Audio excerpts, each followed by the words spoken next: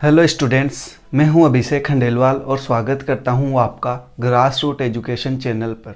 दोस्तों, जो पिछला वीडियो था उस वीडियो के अंदर हम लोगों ने पढ़ लिया था कि जो स्टैटिस्टिक्स है उसका मीनिंग क्या होता है, स्टैटिस्टिक्स की डेफिनेशन क्या होती है। आज के वीडियो के अंदर हम लोग पढ़ेंगे जो स्टैटिस्टिक्स है उसका स्कोप क्या है।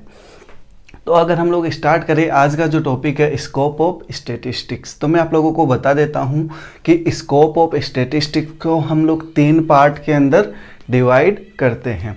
सबसे पहला आता है आपका सब्जेक्ट मैटर, फिर आता है आपका नेचर, फिर आता है लिमिटेशन। मतलब सब्जेक्ट मैटर क्या है, नेचर क्या है और लिमिटेशन क्या है। तो हम लोग स्टार्ट करते हैं सब्जेक्ट मैटर से। देखो, जो स्टैटिस्टिक्स है उसके सब्जेक्ट मैटर को हम लोगों ने 2 पार्ट में डिवाइड कर दिया है, या हम लोग ये बोल सकते हैं कि जो स्टैटिस्टिक्स है उसको हम लोगों ने 2 पार्ट के अंदर डिवाइड कर दिया है। सबसे पहला है डिस्क्रिप्टिव स्टैटिस्टिक्स और दूसरा है आपका इन्फ्रेंशियल या इंडक्टिव स्टैटिस्टिक्स। हम लोग बात करें अगर डिस्क्रिप्टिव स्टैटिस्टिक्स की, तो डिस्क्रिप्टिव स्टैटिस्टिक्स का मतलब ये होता है कि आपका जहाँ डेटा कलेक्शन का काम हो, प्रेजेंटेशन का काम हो, इंटरप्रेट का काम हो, एनालाइज का काम हो, ये सब जहाँ किया जाता है वो हमारी कौन सी स्टैटिस्टिक्स होती है, डिस्क्रिप्टिव स्टैटिस्टिक्स। एक एग्जांपल के थ्रू समझते हैं कि जैसे मान लो ये एक पूरा ग्रुप है, उस ग्रुप की हर एक इंडिविजुअल की स्टडी करके किसी कंक्लूजन पे जाना, वो आपकी होती है डिस्क्रिप्टिव स्टैटिस्टिक्स। एग्जांपल ले लो आप, जैसे हम लोग सेंसुअस कैलकुलेशन होती है, तो सेंसुअस कैलकुलेशन में क्या होता है, हर एक इंडिविजुअल की जो इन्फॉर्मेशन है वो कलेक्ट की जाती है, फिर कंक्लूजन पे पहुंचा जाता है। तो ये आपका किसका एग्जाम्पल है, डिस्क्रिप्टिव स्टैटिस्टिक्स का। सेकेंड है आपका इन्फ्रेंशियल और इंडक्टिव स्टैटिस्टिक्स। इसमें क्या होता है, इसको हम लोग बोलते हैं अनुमानित सांख्यिकी। अब ये होती क्या है वो समझना। इसमें क्या होता है कि जो स्टडी की जाती है वो एस्टिमेशन के हिसाब से स्टडी की जाती है। एग्जांपल दो, जैसे कहीं किसी गांव के अंदर कोई मेला लग रहा है, तो हम लोग क्या कर सकते हैं, हर एक मेंबर को काउंट नहीं कर सकते, तो हम लोग क्या करते हैं, एक एवरेज लगा के ये बोल देते हैं कि वहाँ इतने लोग गैदर हुए। तो ये हमारी कौन सी है, आपकी इन्फ्रेंशियल स्टैटिस्टिक्स। मतलब इसी एग्जाम्पल से समझना कि आपका पूरा ये एक ग्रुप है, उस ग्रुप में आप क्या कर सकते हो, पूरे ग्रुप के हर एक इंडिविजुअल को इंक्लूड नहीं करोगे। आप क्या करोगे, जैसे 2-4 को यहाँ से ले लोगे एज ए सैंपल, और उस सैंपल के हिसाब से कंक्लूजन निकाल दोगे कि ये पूरी पॉपुलेशन का क्या रिजल्ट रहा है। तो ये जहाँ किया जाता है वो हमारा होता है इन्फ्रेंशियल या इंडक्टिव स्टैटिस्टिक्स। मतलब जो भी डिसीजन लिया जाता है वो लिया जाता है सैंपल के बेसिस पे। सैंपल का मतलब यहाँ से आप पूरी पॉपुलेशन में से कुछ चूज कर लेते हो जो कि आपके कंक्लूजन के काम में आती है, तो वो सैंपल है आपका। तो यहाँ मैंने लिख दिया है कि जैसे कोरिलेशन हो गया, रिग्रेशन हो गया, ये सब एस्टिमेशन के काम में आती है। तो ये जो स्टैटिस्टिक्स है वो हमारी कौन सी कहलाती है, इन्फ्रेंशियल स्टैटिस्टिक्स। मीनिंग क्लियर हो गया कि जो सब्जेक्ट मैटर है स्टैटिस्टिक्स का वो क्या होता है। अब हम लोग चलते हैं नेचर के ऊपर। बात करें नेचर ऑफ स्टैटिस्टिक्स की, तो जो स्टैटिस्टिक्स का नेचर है उसको हम लोगों ने 2 पार्ट के अंदर डिवाइड कर दिया है कि जो स्टैटिस्टिक्स है वो साइंस है, या जो स्टैटिस्टिक्स है वो क्या है, आर्ट। तो देखो, जो साइंस है, सबसे पहले क्वेश्चन यही अराइज होगा कि साइंस होती क्या है। तो हम लोगों ने यहाँ 2 डेफिनेशन लिखी है कि साइंस होती क्या है। या तो हम लोग बोल सकते हैं कि साइंस के अंदर हम लोग क्या कर सकते हैं, जो कॉज और इफेक्ट है उसके रिलेशन को हम लोग कहाँ पढ़ते हैं, साइंस के अंदर। फिर है सिस्टमेटिक बॉडी ऑफ नॉलेज, नए ज्ञान को अर्जित करने की एक शाखा भी क्या है आपकी, साइंस है।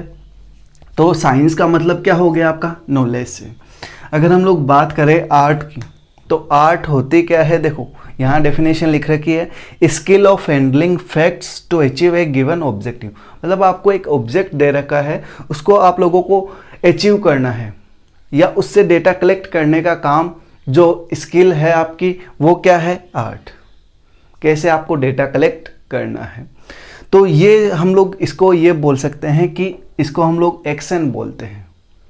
इसको क्या बोल सकते हैं, एक्शन।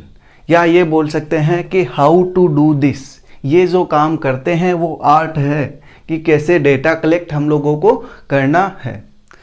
तो ये मीनिंग क्लियर हो गया कि साइंस और आर्ट होती क्या है। अब क्वेश्चन अराइज ये होता है कि जो स्टैटिस्टिक्स है वो साइंस कैसे है या स्टैटिस्टिक्स है वो आर्ट कैसे है। तो देखो, जैसे साइंस में रूल और रेगुलेशन होते हैं, कॉज और इफ़ेक्ट की स्टडी की जाती है, वैसे ही स्टैटिस्टिक्स के अंदर भी कुछ लॉज वगैरह होते हैं, जैसे लॉ ऑफ प्रोबेबिलिटी वगैरह। उसी तरीके से हम लोग क्या कर सकते हैं कि जो बहुत सारी इकोनॉमिक प्रॉब्लम होती है उनकी कॉज और इफ़ेक्ट का स्टडी हम लोग जहाँ करते हैं वो हमारी क्या है, स्टैटिस्टिक्स। मीनिंग क्लियर हो गया कि जो स्टैटिस्टिक्स है वो साइंस क्यों है। अब क्वेश्चन अराइज ये होता है कि जो स्टैटिस्टिक्स है वो आर्ट क्यों है। तो देखो, हम लोग डेटा कलेक्शन वगैरह ये सब काम करते हैं, तो डेटा कलेक्शन का काम है, यहाँ स्किल होना बहुत ज़रूरी है कि आप डेटा कलेक्ट कैसे करोगे। तो ये जो एक्शन है वो हमारी क्या कहलाती है, आर्ट। तो जो स्टैटिस्टिक्स है वो साइंस भी है और स्टैटिस्टिक्स आर्ट भी है। मीनिंग क्लियर हो गया, हमारा सब्जेक्ट मैटर हो गया, नेचर हो गया। अब हम लोग चलते हैं लिमिटेशन पे कि क्या क्या कमियां हैं स्टैटिस्टिक्स की। तो देखो, सबसे पहला लिखा हुआ है कि जो स्टैटिस्टिक्स है स्टडीड ओनली न्यूमेरिकल फैक्ट। मतलब हम लोग क्या करते हैं कि जो स्टैटिस्टिक्स है उसमें ओनली न्यूमेरिकल फैक्ट की स्टडी करते हैं। न्यूमेरिकल फैक्ट मतलब जिसको हम लोग नंबर्स में दिखा सके, जैसे लिमिटेशन है वो ये है कि statistics does not study individuals, कि जो स्टैटिस्टिक्स है वो इंडिविजुअल्स की स्टडी नहीं करती। समझना इसको एक एग्जांपल के थ्रू। जैसे मान लो आपने क्या करा, सिर्फ एक ही फैमिली का डेटा कलेक्ट कर लिया। तो याद रखना, अगर आप लोगों ने एक ही फैमिली का डेटा कलेक्ट किया है तो ये कभी भी आपका स्टैटिस्टिक्स नहीं हो सकता, या आपको इसको डेटा बोलने का कोई अधिकार नहीं है। क्यों नहीं है? जब तक आप इसको कंपेयर लाइक नहीं बना देते दूसरी फैमिली का डेटा कलेक्ट करके, तब तक ये डेटा नहीं कहलाएगा। तो मीनिंग क्लियर है, स्टैटिस्टिक्स की इंडिविजुअल की स्टडी नहीं करती। फिर है statistical results are true only on an average. मतलब जो रिजल्ट या कंक्लूजन निकलते हैं वो ज़रूरी नहीं सही हो, लेकिन वो एक एवरेज के रूप में सही भी हो सकते हैं और गलत भी हो सकते हैं।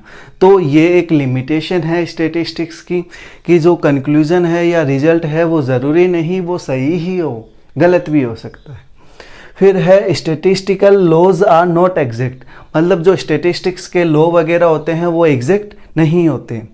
लास्ट है statistics is liable to be misused.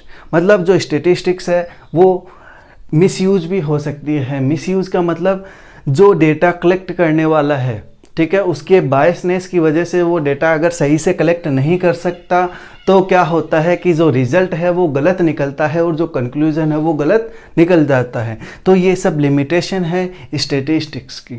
अब दो चीज़ें आप लोग ज़रूर याद रखना कि ऑल न्यूमेरिकल फैक्ट, जितने भी न्यूमेरिकल फैक्ट है वो ज़रूरी नहीं कि डेटा हो। ऑल न्यूमेरिकल फैक्ट वो ज़रूरी नहीं डेटा हो, लेकिन जितने भी डेटा होते हैं वो क्या होते हैं, आपके न्यूमेरिकल फैक्ट होते हैं। मीनिंग क्लियर हो गया यहाँ से ये लाइन कि जितने भी न्यूमेरिकल फैक्ट है वो ज़रूरी नहीं डेटा हो, लेकिन जितने भी डेटा है वो क्या होते हैं, न्यूमेरिकल फैक्ट होते हैं। इसके अलावा अगर हम लोग बात करें एप्लीकेशन ऑफ स्टैटिस्टिक्स की, कि हम लोग जो स्टैटिस्टिक्स है उसका यूज़ कहाँ कहाँ कर सकते हैं, तो देखो हम लोग बिजनेस के अंदर, इकोनॉमिक्स के अंदर, साइंस के अंदर, ठीक है। इसके अलावा भी बहुत सारे ऐसे वाइड रेंज है जहां हम लोग स्टैटिस्टिक्स का यूज़ कर सकते हैं। जैसे इकोनॉमिक पॉलिसी डिटरमाइन करनी हो तो भी हम लोग क्या करते हैं, जो स्टैटिस्टिक्स टूल्स हैं उनका यूज़ करते हैं। तो ऐसे वाइड रेंज होती है जहां हम लोग क्या कर सकते हैं, जो स्टैटिस्टिक्स है उसका यूज़ करते हैं।